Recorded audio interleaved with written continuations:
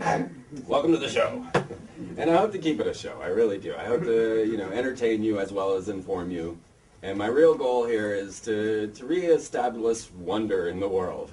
I think that what has happened with us is we've become very rigid in our belief systems. We've been very locked in our logical, rational, reasonable minds. And we're not thinking outside of the box. And as long as we stay in the box, we're going to just keep traveling down the path of destruction that we're on.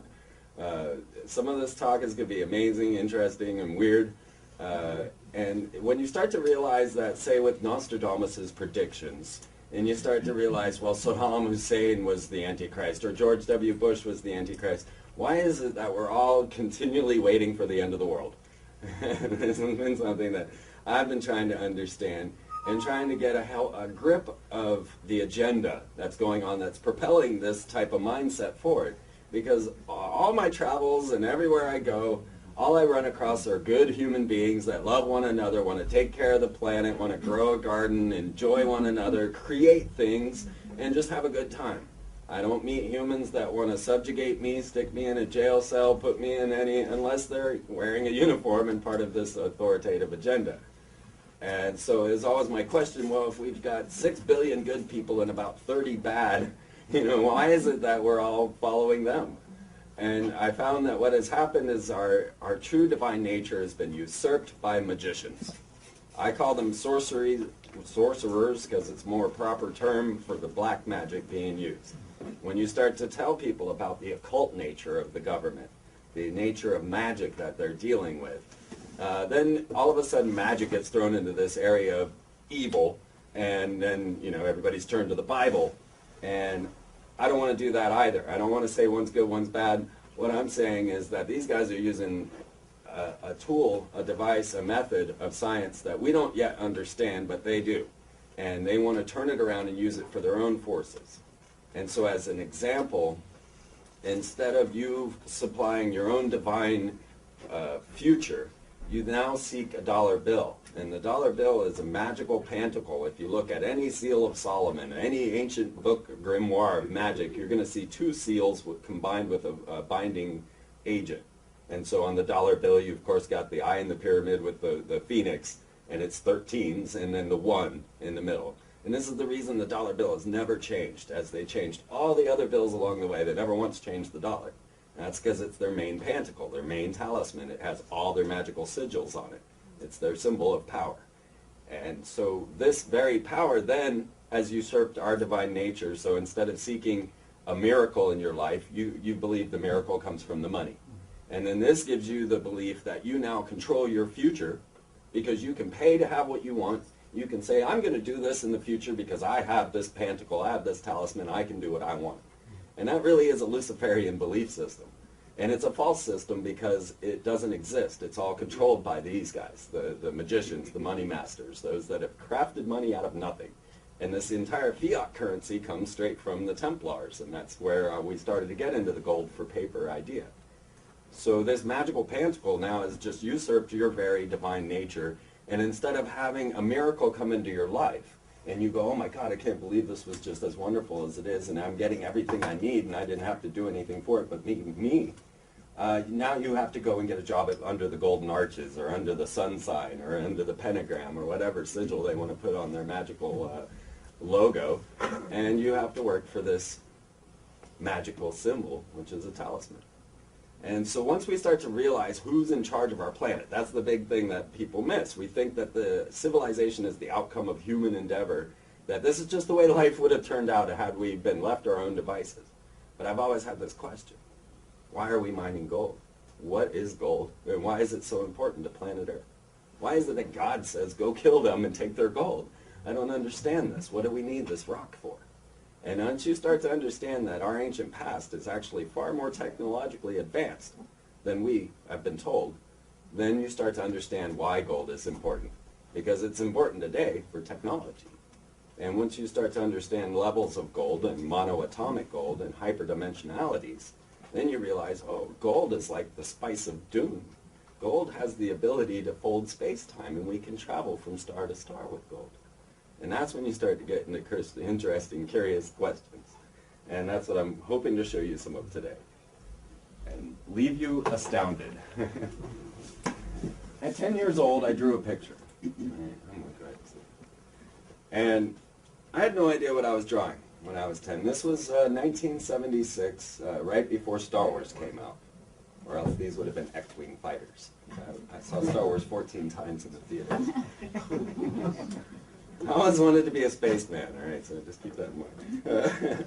But I drew this picture at 10, and I knew nothing, and I don't know why I still have it. I have lost everything I owned throughout my entire life, but I have this picture. I don't know why.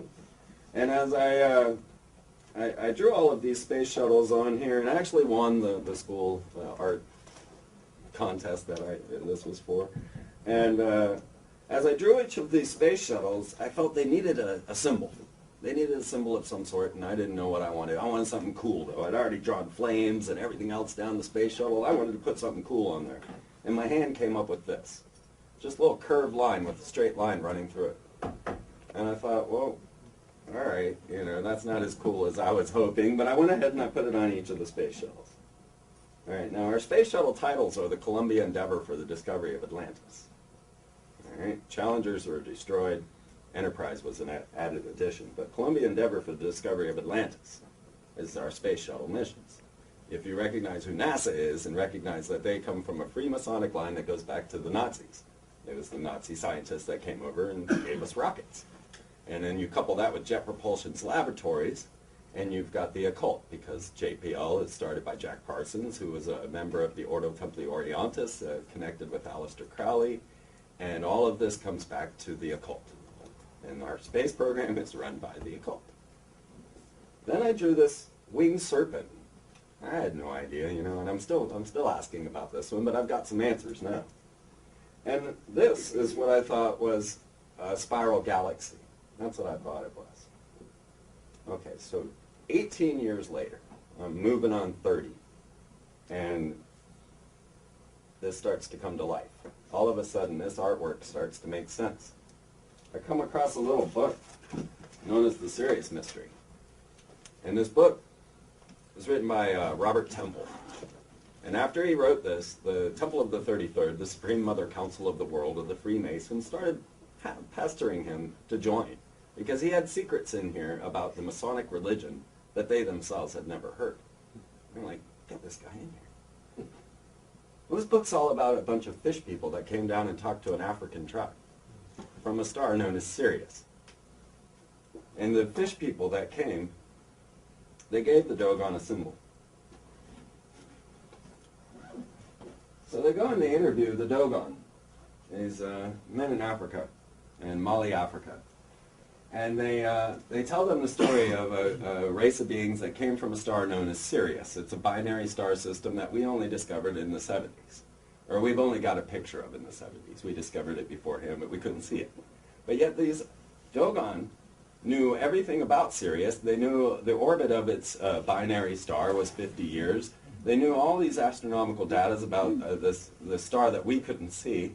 And they don't have telescopes. And so they were like, well, how do you know this? And they said, well, the repulsive abomination came up out of the water and told us all about it. And like, a repulsive abomination, what was that? Well, our God. The one who brought us our religion, all of our secret mysteries, the fish people that would come and tell us about it. Later, these fish people became known as Dagon, and you will find Dagon as the fish people, Oans, and a number of other fish deities in the Bible. Well, the Dogon were given a symbol by the fish people for the star Sirius. It just happened to be the exact same symbol that I drew on my space shuttles. Now, it was curious to me because what I had found was that the Masons worshipped Sirius. The Egyptians worshipped Sirius. The Mayans worshipped Sirius. Everybody's worshipping Sirius. Why? This was very strange. Now, just to give you an example, if you go downtown, or right across the street, you'll see the clock tower, right? And due north of the clock tower is the Capitol Dome, right? And standing on top of the Capitol Dome is a goddess holding a pentagram. You're all aware of this, right? Mm-hmm. Okay, so the Egyptian hieroglyph for Sirius is an obelisk, a dome, and a pentagram. And guess who represents Sirius? Isis.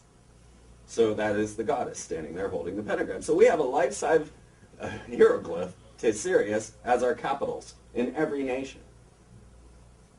And then, or every state, my bad. And then, standing in front of this clock tower across the street, you will find our goddess Columbia hanging out with the fish people.